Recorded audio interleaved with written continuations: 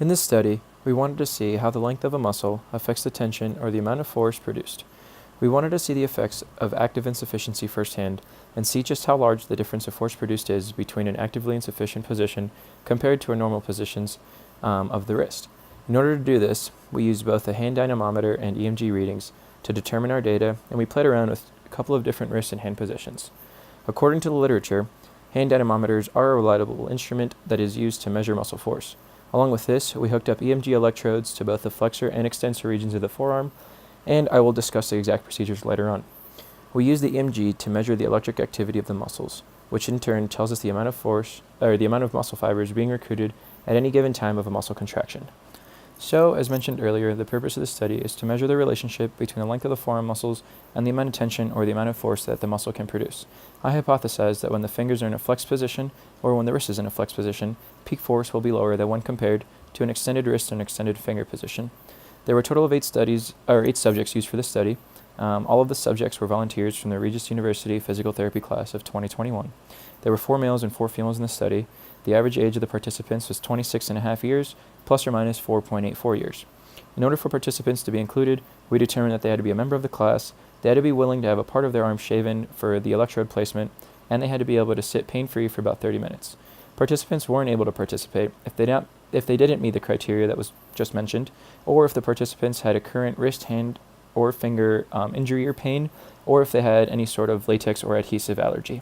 For this study, electrodes were placed on the muscle bellies of both the forearm flexors and the forearm extensors to measure the electrical activity of the muscle, which represents the muscle fiber recruitment of each of those muscles.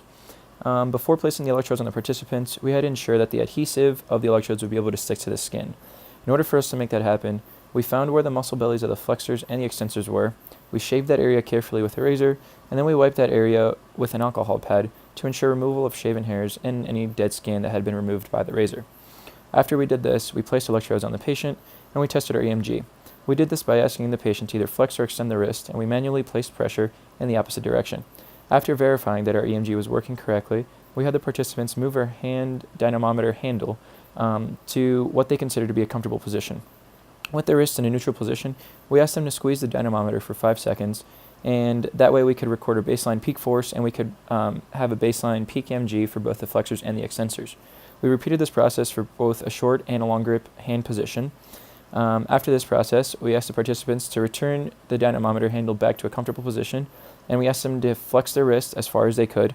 In this position, they squeezed the dynamometer for 5 seconds. We recorded both the flexor and extensor peak EMG and the peak force measured by the dynamometer. Then we repeated the process with the wrist extended as far as they could. In between each measurement, we assured to reset the EMG values so that we wouldn't mix up any data from the different hand positions, and we assured to reset the dynamometer reading to assure we were reading from 0 each time. There, of course, could have been human error in reading the dynamometer, and there could have been human error in placing the EMG electrodes on what would have been considered to be the most optimal muscle belly position. Our results are demonstrated on the 3 different graphs on the poster. One shows peak force recorded, one shows the peak flexor EMG, and one is the peak extensor EMG. Peak force was found to be the highest in the long hand grip position and lowest in the flexed wrist position. Peak flexor EMG was found to be highest in a short hand grip position and lowest in the long hand grip position, and the peak extensor EMG was found to be the highest in the long hand grip position and lowest in the short hand grip position. These results support the hypothesis and prove it to be correct. Peak force was the lowest in a flexed wrist position. When we asked participants to be in a flexed position, their muscle fibers of the flexors shortened. When we asked them to squeeze the hand dynamometer in the flexed position, we were asking them to shorten the muscle fibers even more than when they are solely in a flexed position. From what we have learned in class and from the literature that has been found, we know that there is a relationship between muscle length and the tension produced, which is called the length-tension relationship. This tells us that a muscle is able to produce the highest amount of tension when muscle fibers are in a relaxed or in a slightly elongated position. If the contraction of a muscle makes muscle fibers shorten, it would be extremely difficult for a shortened muscle to produce a large amount of force. This is relevant in clinics because knowing this allows us to understand which positions would create the largest amounts of muscle tension. Clinicians can manipulate different exercises to create either more or less tension within a muscle by shortening or elongating muscle fibers. This can also help clinicians know in which positions muscle fibers are being recruited to the highest.